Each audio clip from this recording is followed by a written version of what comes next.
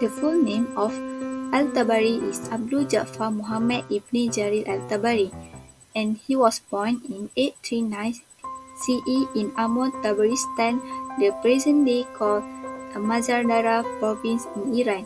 He hailed from a scholarly family and received an intensive education in various fields, including Islamic jurisprudence, hadith study, theology, and Arabic language and literature. While for Ibn Khaldun, his full name is Abdul Zaid Abu al-Rahman ibn Muhammad ibn Khaldun al-Hadrami. He was born on May 27, 1332 in Tunis, present-day called Tunisia. He was descended from an illustrious family with a rich scholarly tradition, and he received an elite education in Islamic law, theology, philosophy, and literature. In life, Al-Tabari traveled widely throughout the Islamic world, studied under renowned scholars and acquiring knowledge from diverse sources. Al-Tabari's scholarship extends beyond historiography to include Quranic exegesis, hadith commentary, and theological discourse, reflecting his multifaceted intellectual interests. Meanwhile, Ibn Khaldun's life in early years were marked by political upheaval and instability, as he witnessed the decline of the ruling dynasty in North Africa and the rise of new power. Ibn Khaldun's intellectual journey took him to various centers of learning across the Islamic world, including Fez, Granada, and Cairo, where he engaged with leading scholars and pursued his study.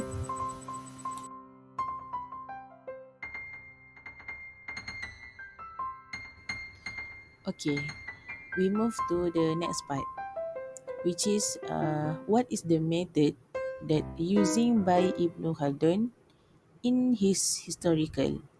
So, his method involved a comprehensive analysis of historical events, societies, and cultures, emphasizing the interplay between environment, social structure, and human behavior. We move to the framework of Ibn Khaldun. Ibn Khaldun framework included concepts such as asabiah. Asabiah meaning is social cohesion, the cyclical nature of civilization, and the importance of socio-economic factors in shaping history. Ibn Khaldun work laid the foundation for modern historiography and sociology. So next we will see what is the element of methodology that using by Al-Tabari. The first one is collection of sources. Al-Tabari meticulously collected and scrutinized a wide array of sources, including oral tradition, historical narrative, official document, and religion texts such as Al-Quran and Hadith.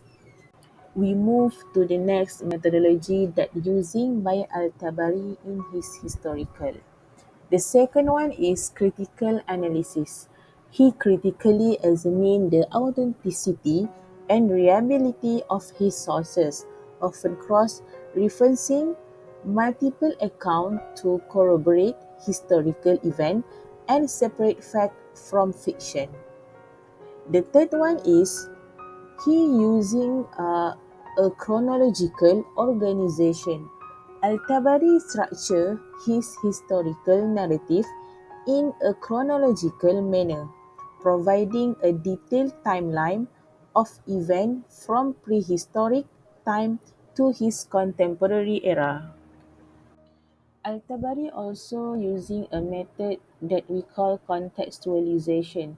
He emphasized the importance of understanding the socio-political, cultural, and religious context surrounding historical events, believing that his contextualization was essential for interpreting and analyzing them accurately. Next, he using interpretation and commentary. Al-Tabari provided his own interpretation and commentary on historical events, often incorporating theological and jurisprudential insight into his analysis. The last method using by Al-Tabari is influence of Islamic thought. As a devout Muslim scholar, Al-Tabari historical writing were influenced by Islamic theology and jurisprudence, with an emphasis on highlighting the role of divine providence in shaping historical events. So overall, Al-Tabari methodology and framework for developing historical thought were characterized by meticulous research, critical analysis, contextualization, and a synthesis of various scholarly disciplines. His monumental work we call the history of the prophet and king remain a cornerstone of Islamic historiography and continues to be studied and revered for its depth and breadth of insight into the early Islamic world.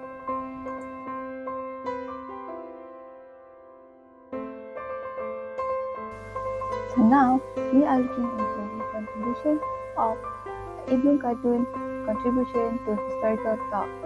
Firstly, the Muqaddimah is a comprehensive introduction to history, philosophy, sociology, and economics. The Muqaddimah, considered as one of important work in the field of social science, and is credited with laying the foundation for the modern study of history. One of Ibn Khaldun's most significant contributions to historical thought is his theory of cyclical theory. According to this theory, society undergoes a cyclical pattern of rise and decline driven by factors such as social cohesion, economic prosperity, and political stability. Ibn Khaldun pioneered the concept of asabiyah or social cohesion that comes from shared belief, value, and custom. He argued that asabiyah is the driving force from the rise and fall of civilization. According to him, strong bond of solidarity and group identity among members of a society contribute to its strength and restoration, enabling it to overcome challenge and establish political order. However, as society becomes more sedentary and complex, the sense of asabiyah weakens, leading to a decline in society cohesion. The history of the prophet and king, commonly referred to as Tariq al-Tabari. This monumental work covers the history of the world from its creation up to the Islamic era, providing a detailed account of events, personality, and civilization. One of al-Tabari's key contributions to historical thought lies in his meticulous approach to historical research and documentation. He collected and synthesized a varied array of sources, including early historical work, oral tradition, biography, and official documents to compile his chronicle. Al-Tabari also provides commentary and analysis alongside his narrative, offering insight into the motivation, context, and consequences of historical events. In conclusion, Al-Tabari and Ibn Khaldun made significant contributions to the development of historical thought through their respective work. Al-Tabari's meticulous research, clinical analysis, and commitment to objectivity enriched the practice of historical writing, while Ibn Khaldun's groundbreaking theory and interdisciplinary approach revolutionized the study of history and society. Their legacy continued to inspire scholars and shape the understanding of the past history.